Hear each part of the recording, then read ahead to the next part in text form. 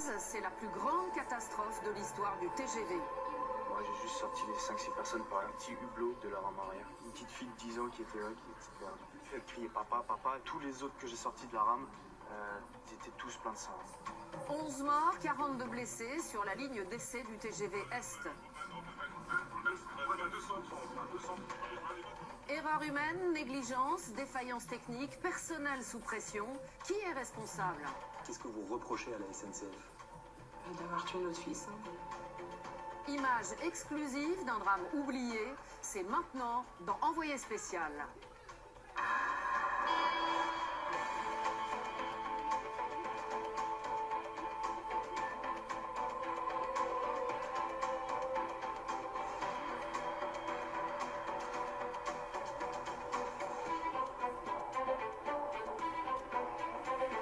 Bonsoir, bienvenue dans ce nouveau numéro d'Envoyé spécial. Nous reviendrons donc sur cette catastrophe du TGV Est. C'est un fleuron de l'industrie française. Le grand public l'aime pour sa rapidité, pour son confort ou pour sa sécurité. Et pourtant, le TGV a connu son premier accident mortel le 14 novembre 2015. C'était au lendemain des attentats de Paris et de Saint-Denis. Cette catastrophe ferroviaire est passée presque inaperçue. Sur les 53 passagers présents à bord, 11 sont morts et 42 ont été blessés. Il y a quelques jours, les conclusions de l'enquête ont été remises aux familles des victimes. Elles sont accablantes. La SNCF et sa filiale Systra sont mises en cause. Vitesse excessive, erreur humaine, défaillance, des images et des témoignages inédits révèlent d'étonnants dysfonctionnements. TGV, la catastrophe oubliée, c'est une enquête de Marion Leclerc, Paul Gagné et Arnaud Bouju pour Bangoumi. Ces images sont inédites. Le 11 novembre 2015, à 13h45, une locomotive est lancée à pleine vitesse. C'est une rame d'essai.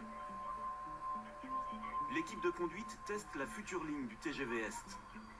L'homme qui filme ces images mourra 3 jours plus tard dans ce même train.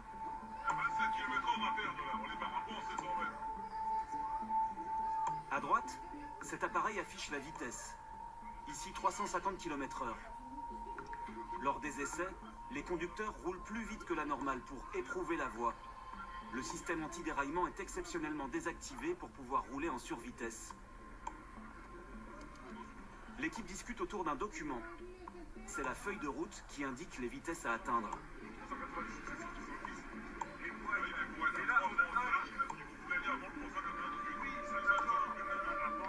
Cela paraît incroyable. Ils débattent en direct du moment où il faut commencer à freiner.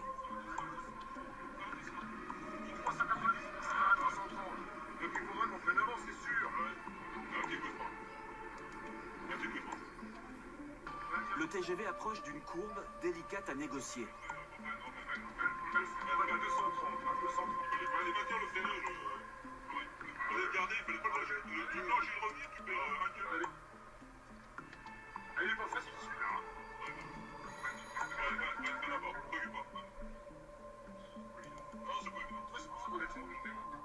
Ce jour-là, l'équipe s'est fait peur.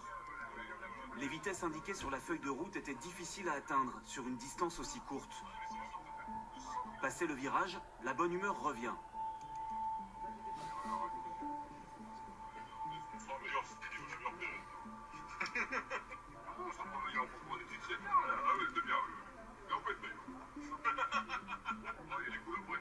Ces hommes ne se doutent pas que 3 jours plus tard, au niveau du même virage, ils vont vivre l'une des pires catastrophes de l'histoire de la SNCF. Le samedi 14 novembre, un passionné des trains tourne ces images quelques minutes avant l'accident. L'exercice est similaire. Il se déroule sur l'autre voie. Le train roule trop vite. Il déraille dans la courbe, percute un pont et se disloque. Une partie des voitures atterrit en contrebas dans un canal. La suite est filmée par un pilote d'avion. La rame a été pulvérisée. Les débris s'étalent sur 150 mètres. C'est le premier accident mortel d'un TGV en France. 11 morts et 42 blessés. Ces images, peu de Français s'en souviennent. Ce jour-là... Il est 20h, bonsoir à tous. Voici les titres de l'actualité. À la une Tout le pays est plongé dans l'effroi des attentats de Paris qui se sont produits la veille. l'accident ferroviaire est traité en fin de journal. Et puis autre titre de l'actualité avec cet accident et le déraillement d'une rame d'essai d'un TGV près de Strasbourg. Pourquoi le train roulait-il trop vite? Les premiers rapports d'experts pointent une erreur humaine, un problème de freinage. Mais nous allons aussi explorer d'autres pistes. L'équipe de conduite était-elle sous pression? Toutes les règles de prudence ont-elles été respectées? Pourquoi des passagers, extérieurs à la SNCF, étaient-ils à bord de la rame? Retour sur une catastrophe oubliée.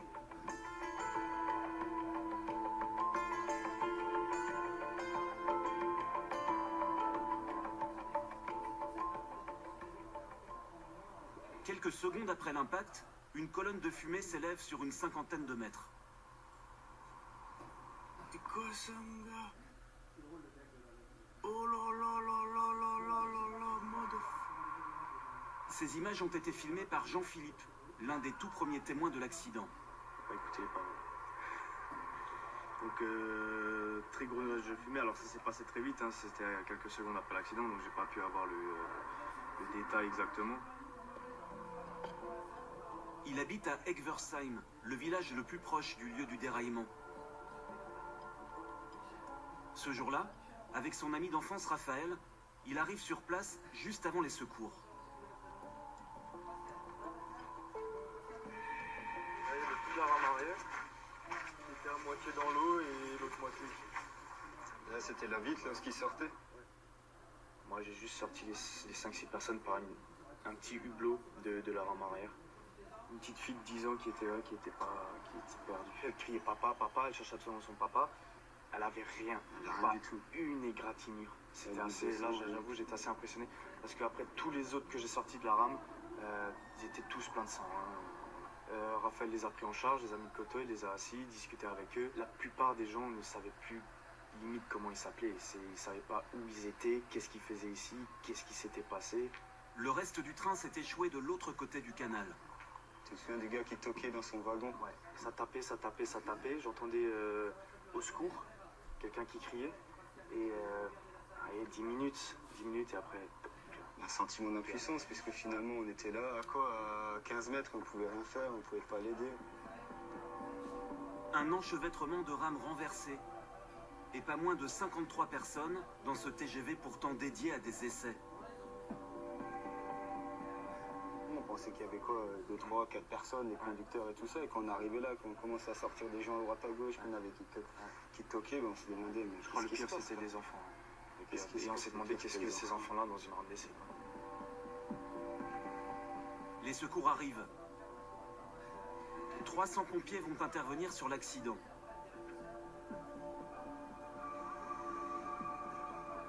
Dans la soirée, Guillaume Pépi, le président de la SNCF, se rend sur les lieux. La famille cheminote tout entière est en état de choc. Également sur place, Ségolène Royal, ministre de l'écologie et numéro 3 du gouvernement. Alors que le président de la République et le Premier ministre sont retenus à Paris, son message est simple. Ce n'est pas un attentat. On a cru dans un premier temps qu'il s'agissait d'une explosion. Et en fait, non, c'est le bruit de l'impact, du choc et de la dislocation du train qui a fait ce bruit métallique extrêmement fort. À Egversheim aujourd'hui, 11 stèles s'élèvent près du lieu de l'accident.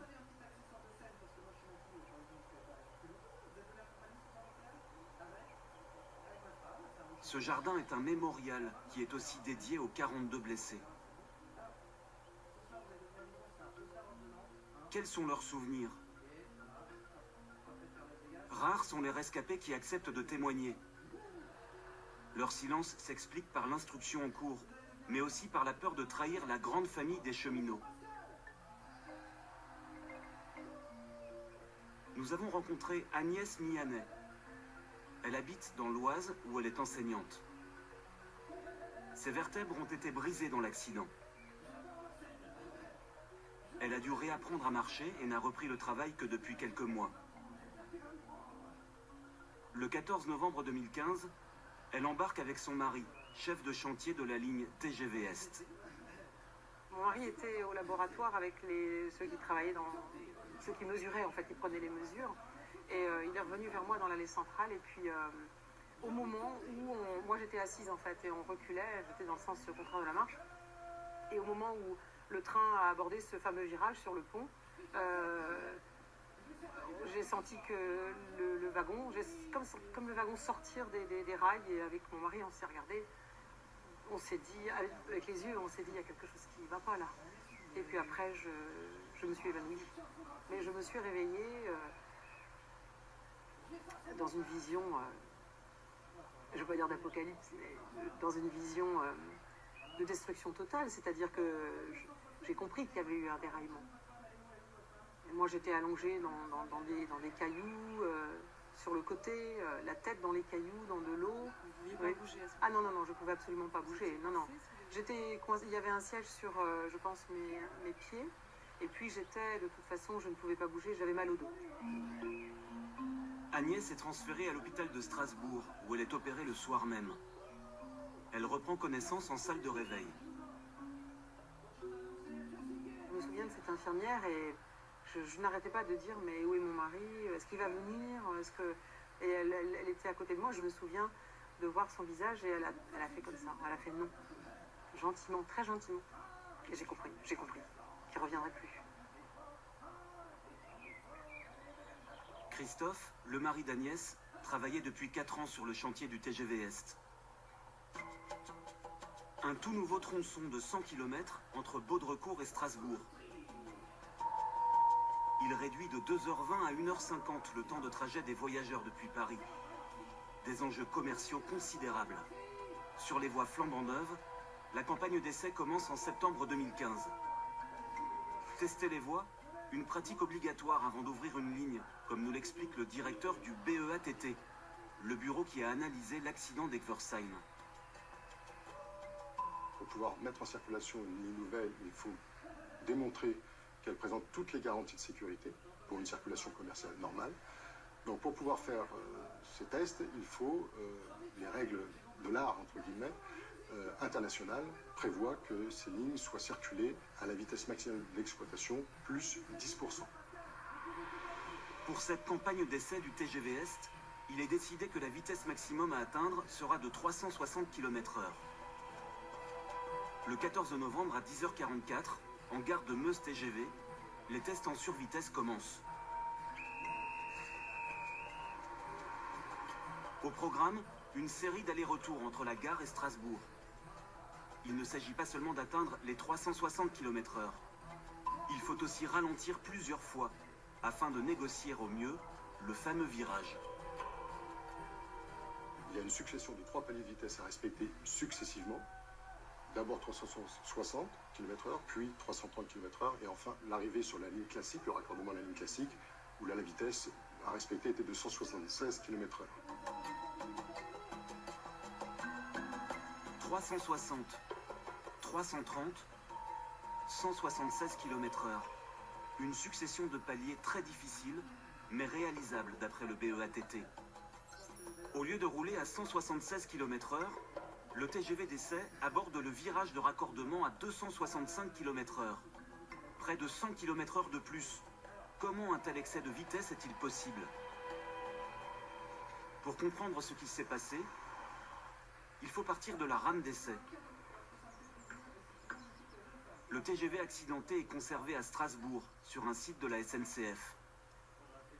Interdiction d'approcher. Alors, nous avons fait fabriquer sa réplique en version miniature.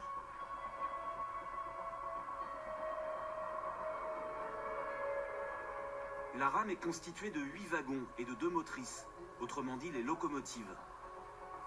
Une motrice avant, une motrice arrière.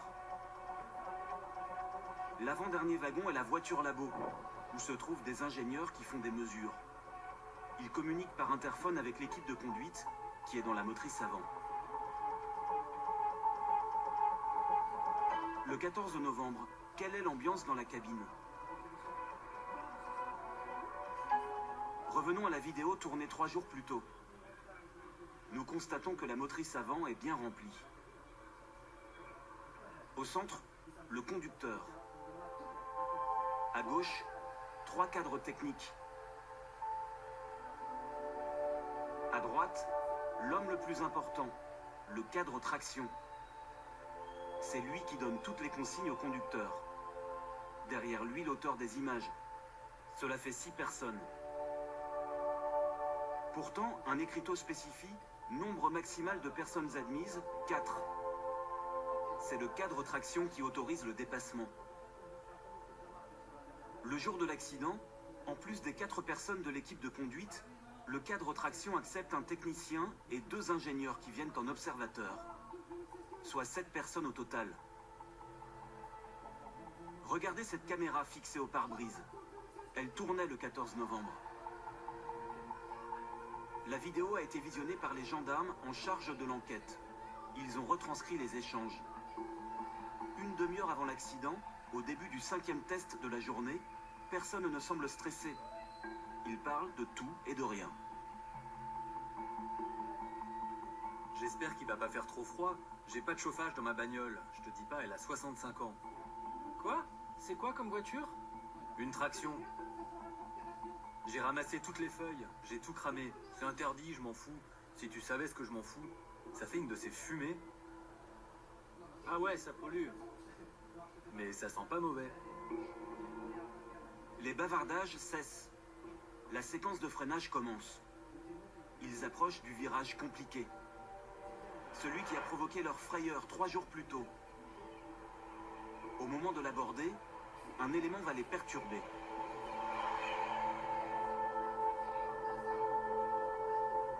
Dans l'interphone résonne un appel. Le son n'est pas très audible. Le cadre traction s'approche pour mieux entendre. À l'appareil, son supérieur. Il se trouve dans la voiture labo, à l'autre bout du train. Il se manifeste à un moment délicat en donnant ses instructions pour plus tard. On pourra passer la pointe de l'aiguille 702 à 176 et se mettre à 160 juste derrière. Ça permet de valider le rack. Quelques secondes hors de propos, qui selon le BEATT ont joué un rôle dans l'accident. Cet appel interphonique a forcément mobilisé l'attention du cadre traction pour y répondre et tout. Effectivement, le cadre traction a été perturbé dans sa tâche de supervision de ce qui se passait en cabine.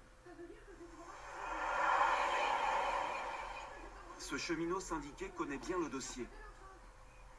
Il témoigne à visage caché.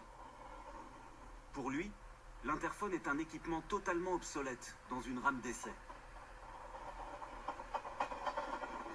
On est au XXIe siècle et les ordres sont donnés par un haut-parleur qui est scotché parce qu'on n'entend rien.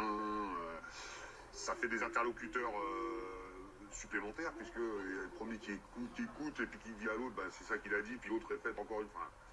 C'est du grand n'importe quoi. C'est de l'amateurisme complet de ce point de vue. Ah oui, on va nous dire oui, mais ça a fonctionné comme ça pendant des années. Accaparé, le cadre traction ne voit pas que le conducteur est en train de faire une fausse manœuvre. Il a actionné son frein, mais l'a relâché peu après. Le train s'engage trop vite sur le pont d'Egversheim. L'accident est inévitable. C'est exactement la même erreur qui a été commise 3 jours plus tôt. Souvenez-vous, le conducteur n'avait pas freiné correctement. Mais cette fois-ci, le cadre traction était intervenu.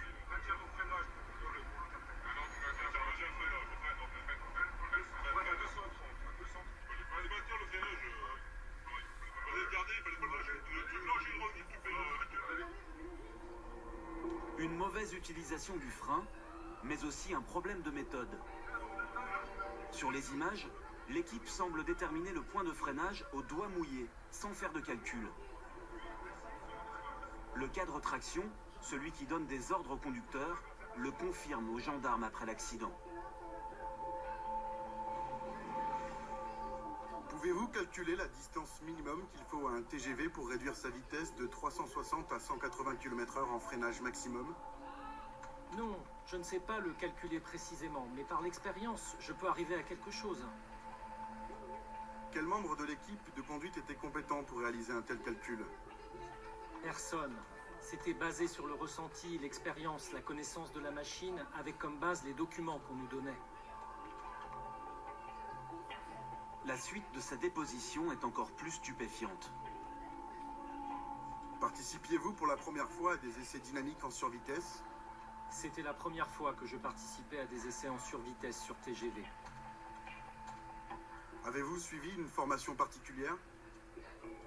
Non, je n'ai reçu aucune formation spécifique aux essais. Une absence de formation qui paraît incroyable.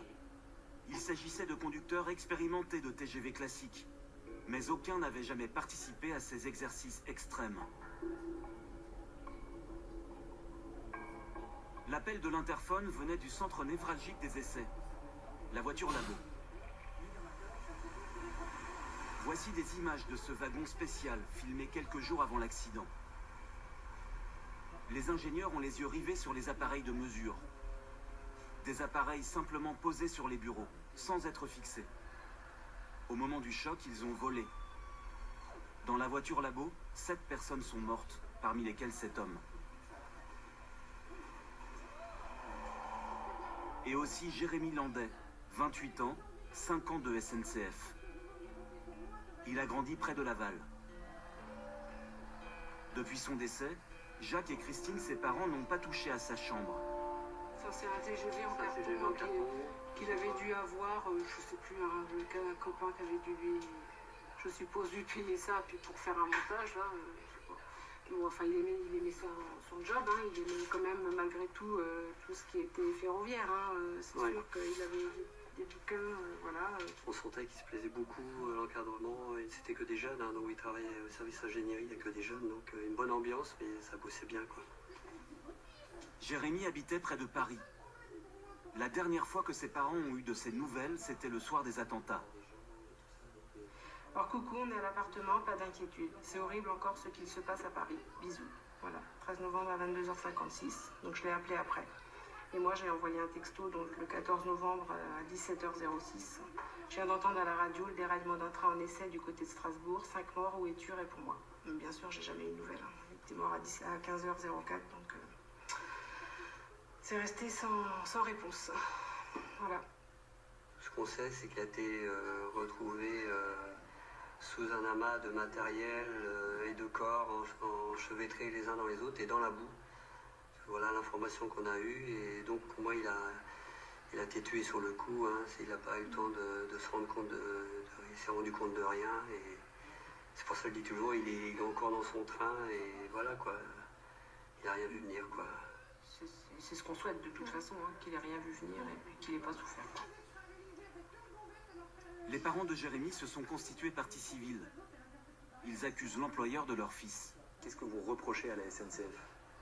D'avoir tué notre fils. Hein. Il part le matin au travail, il dit au revoir à son épouse et il revient pas le soir. C'est pas le but, hein. C'est pas le but de perdre la vie au travail. Lui, il a rien fait, quoi. Il était à son poste de travail et il meurt au travail. C'est pas normal. Qui sont les responsables?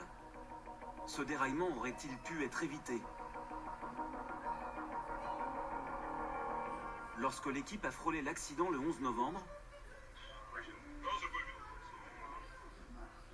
le chef des essais, qui se trouve dans la voiture labo, aurait dû faire remonter l'information à sa hiérarchie.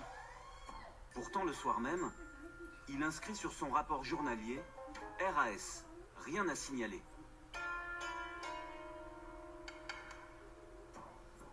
Un grave dysfonctionnement pour cet avocat qui défend la famille d'une des victimes. Ce qui se passe 3 jours auparavant, c'est un signal fort, et personne l'entend. Ça n'est pas remonté à une chaîne de commandement. On avait sans doute le sentiment, comme souvent, que rien ne pouvait arriver. Or, l'histoire des catastrophes démontre que c'est chaque fois qu'on a le sentiment que rien ne pouvait arriver, que ça arrive. Le chef des essais est mort dans la voiture labo. L'enquête devra déterminer pourquoi il n'a pas fait état de l'incident. Ce cadre n'était pas salarié de la SNCF, mais travaillait pour Systra, la filiale du groupe chargée de superviser les essais du TGV Est. Systra est une société d'ingénierie. Elle est la vitrine de la SNCF pour vendre son savoir-faire ferroviaire à l'étranger. Dans ce clip promotionnel, l'entreprise se félicite de sa rapidité d'exécution. comme ici à propos de la ligne à grande vitesse Tours-Bordeaux. Ce chantier a rassemblé quelques grands défis techniques. Il faut aller très vite. Il faut mettre l'ensemble des métiers très vite en musique. Pour que les objectifs qu'on s'était fixés en termes à la fois de budget, de qualité, de planning soient respectés. Ce qu'il faut retenir, c'est qu'on était finalement, même si c'est un peu présomptueux de le dire, assez incontournable dans le projet. Le slogan de Systra, la confiance transporte le monde. Un an après la catastrophe, son patron Pierre Verza a reçu le prix du meilleur dirigeant européen d'entreprise dans la catégorie ingénierie. Manifestement, ce jour-là, il n'a plus l'accident en tête. Quelque part, ça récompense ma rapidité et la manière avec laquelle j'ai transformé ma société. Être toujours pressé, pousser toujours mes employés à aller plus vite. Je suis extrêmement motivé par ce trophée. À l'automne 2015, Systra a-t-elle exercé une pression sur ses équipes lors de la campagne d'essai qu'elle a organisée pour le TGV Est? Nous avons récupéré une correspondance email entre le cadre Traction et sa hiérarchie. Dès la première semaine, il se plaint des journées à rallonge imposées par Systra. Lundi, prise de service 7h30, fin de service 18h30. Mardi 7h20, 19h. Mercredi 7h25, 19h. Tout cela sans coupure. 3 membres de l'équipe de conduite ont été mis en examen. Nous avons cherché à les rencontrer. Le cadre Traction n'a jamais répondu à nos appels. Le conducteur, lui, va couper court à la conversation. Bonjour monsieur. C'est Paul Gasnier, je suis journaliste pour France 2. Vous voulez pas me parler juste 5 minutes? Le 3e membre de l'équipe refuse aussi de s'exprimer. Bonjour, je m'appelle Marion Leclerc, je suis journaliste. Non, alors Signette, je suis mis en examen dans cette affaire-là et je ne veux pas du tout en discuter. Ça pourrait être intéressant quand même d'avoir votre version des choses. De toute façon, vous savez que dans tous les domaines, c'est les gens pistes comme on dit qui trinquent. C'est pas trop dur pour vous, la vie? Si, oh là là, c'est plus dur que l'accident. Hein, c'est pas compliqué. L'accident, c'est l'accident, on l'a vécu en direct. Ça dure, c'est une fraction de seconde, enfin, c'est les quelques secondes de notre vie. Et puis là, derrière, c'est des années de merde, quoi. Ce qu'on vous demandait de faire, parce que c'était réalisable. Joker. Bon, merci en tout cas. Au revoir. Le programme d'essai était-il trop chargé? Après le drame, un cabinet d'audit spécialisé dans les risques du travail s'est penché sur l'organisation. Nous nous sommes procuré son rapport. On y apprend que la journée du 14 novembre a été replanifiée la semaine précédente, au dernier moment. L'amplitude de travail était forte. Les organisateurs auraient gagné du temps en réduisant les temps de préparation. Ils auraient pris des risques et ignoré les règles de sécurité. Le cheminot syndiqué a lu ce rapport. Pour lui, la crainte d'un retard de livraison de la nouvelle ligne TGV, prévue au printemps 2016, expliquerait aussi l'accident. Mais pourquoi cette erreur elle est arrivée?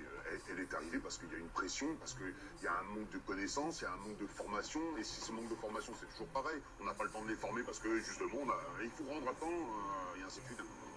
Il y a une inauguration, une grande pompe à faire à telle date. Et il est hors de question de prendre du retard. Si on les rend en retard, il y a des pénalités. Et les pénalités sont si dissuasives qu'on accélère tous les programmes. On regroupe des tests et on en arrive à ça. À plusieurs reprises, nous avons contacté le PDG de Systra, Pierre Verza. Il n'a jamais répondu à nos appels. Dans un email, la société nous adresse cette réponse. La justice est saisie. Systra ne souhaite pas faire de commentaires. Depuis le premier jour, la priorité de Systra a été de soutenir ceux qui ont été touchés par l'accident. Selon nos informations, plusieurs responsables de Systra pourraient être mis en examen, ainsi que la société elle-même en tant que personne morale.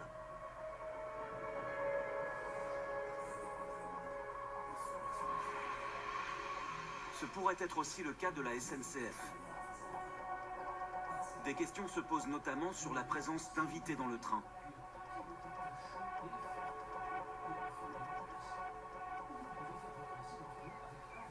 Parmi les 53 personnes à bord, 19 n'avaient rien à voir avec les essais, comme Agnès Mianet.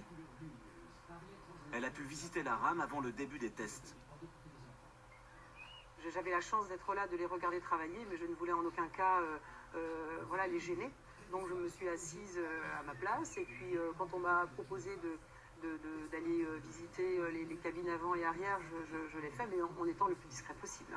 Comment est-ce que vous avez été amenée à être invitée? Mais c'est mon mari qui m'a proposé, parce qu'il y avait quelques places, disons, dans le train pour des invités. C'est une tradition que d'inviter des familles et des amis pour montrer l'aboutissement du travail. Et moi, j'en étais très fière. Cette tradition des invités, Arthur Marie la dénonce aujourd'hui. Sa sœur a été conviée à bord par son petit ami. Fanny, 25 ans, était ingénieure agronome. Elle est l'une des 11 victimes tuées dans l'accident. Selon Arthur, elle n'avait pas conscience qu'un essai est par définition risqué.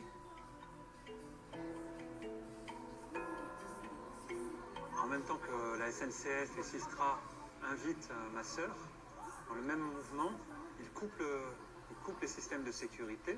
Eux, ils le savent, mais ma sœur n'est pas au courant.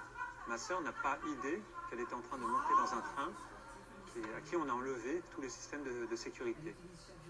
C'est quand même dingue que la SNCF puisse inviter des gens, des enfants, à une espèce d'attraction sur une ligne qui n'est pas homologuée, qui n'a pas encore reçu une autorisation pour être ouverte au public, donc sur un chantier. La SNCF invite des gens à s'amuser sur un chantier. Au soir de l'accident, Guillaume Pépi, le président de la SNCF, semble découvrir cette pratique. Il faut déterminer dans quelles circonstances des accompagnants ont pu monter à bord de cette rame. C'est pas une pratique habituelle de la SNCF. Ça n'est pas une pratique que la SNCF reconnaît. Un train de test est un train de test. Pourtant, nous avons facilement retrouvé des images qui montrent une autre réalité. C'est un moment évidemment historique, puisqu'on espère bien que tout va bien se passer pour battre un nouveau record de vitesse. En 2007, entre Paris et Strasbourg, la SNCF s'apprête à battre le record de vitesse en TGV. Qui sont les privilégiés qui sont à bord? Donc il y a les 3 présidents de la SNCF, de Réseau de Ferré de France et d'Alstom, avec leurs invités, certains invités prestigieux, des étrangers, des Brésiliens, une Californienne qui est la numéro 2 de l'adjointe d'Arnold Schwarzenegger. 2 secondes du départ. Pour les heureux privilégiés invités à bord, la tension est palpable. Des heureux invités. On se laisse aller sur l'air. Sous les yeux du futur président Guillaume Pépi. Aujourd'hui, il fallait faire mieux qu'à l'entraînement et il fallait 0 panne et on l'a fait et ça fait 574,7 champion du monde. Quelques années plus tôt, pendant des tests, Louis Gallois, ancien président de la SNCF, laisse même le ministre Jean-Claude Guessot conduire un TGV d'essai. Monsieur Gallois, est-ce que vous êtes confiant d'être conduit par votre ministre des Transports? Totalement confiant, parce qu'en fait, il est très bien entouré. Parce que je suis un défenseur du rail. Alors, Guillaume Pépi serait-il amnésique concernant la pratique des invités? La SNCF a décliné toutes nos demandes d'interview. Nous allons à la rencontre de son président lors d'un congrès des professionnels du transport. Bonjour Monsieur Pépi, Marion Leclerc, France 2. Je travaille pour l'émission Envoyé spécial pour répondre à un reportage sur la catastrophe ferroviaire de Riverside. Alors on se parlera, très volontiers, mais pas maintenant, vous n'avez pas pris rendez-vous. Justement, on voudrait savoir si c'est possible de prendre rendez-vous. Pourtant, nous l'avons déjà fait à plusieurs reprises, sans succès. Je suis tout à fait d'accord, mais voilà, il faut prendre rendez-vous avec moi. Quelques minutes plus tard, sans la caméra. Pas des bras. Sans la caméra. Sans la caméra. Voilà. Merci, messieurs. Nous avons néanmoins continué à tourner. Il existe énormément d'archives où on voit prendre des essais des invités. Donc Mais bien sûr, pratique était reconnue. Le fait qu'il y ait des invités, il y en a toujours eu. Il y a parfois des élus, des machins, etc. Là, ce qui est plus grave, c'est ce que vous dites, c'est qu'en plus la liste des invités a été mal établie. Il y a des responsabilités dans ce texte. Vous les reconnaissez? Vous pensez que la SNCF a une part de responsabilité? Je ne suis pas complètement zinzin. Évidemment qu'il y a une part de responsabilité. Simplement, ce que moi je dis, c'est que je ne peux pas m'exprimer sur cette part de responsabilité chez les Pousset, alors qu'il y a une instruction en cours. Depuis la catastrophe d'Egversheim, la SNCF a changé ses procédures. Il n'y a plus d'invités dans les rames d'essai. L'équipe de conduite doit suivre une formation. L'interphone a disparu de la motrice avant et le TGV s'arrête automatiquement si la vitesse est trop élevée.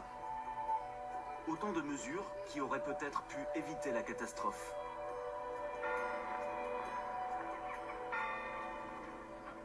À Laval, en septembre dernier, les parents de Jérémy Landais se mobilisent pour que personne n'oublie. Ils sont là-bas à gauche. Là. Tu les vois là? Ouais, ils sont à gauche là-bas. Jérémy rêvait de participer à cette course annuelle. Ça va? Ça va. Salut. Ça va? Ouais, tiens, j'ai ton dossard. 30 de ses proches vont courir pour lui rendre hommage. Ils seront autant à soutenir les coureurs. Moi aussi, je penserais fort à lui. Tu penses, c'est bien ma chérie. Tu penseras fort à Jérémy, c'est bien. On voulait pas mettre la vraie photo de Jérémy parce que c'est des fois un peu lourd à porter.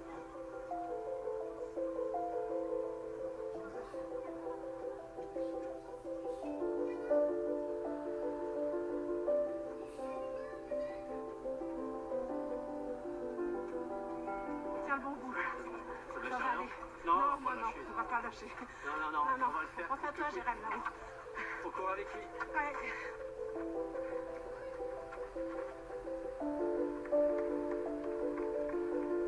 Comme toutes les familles des victimes, les parents de Jérémy et sa sœur devront encore attendre plusieurs années avant qu'un procès ne leur apporte des réponses.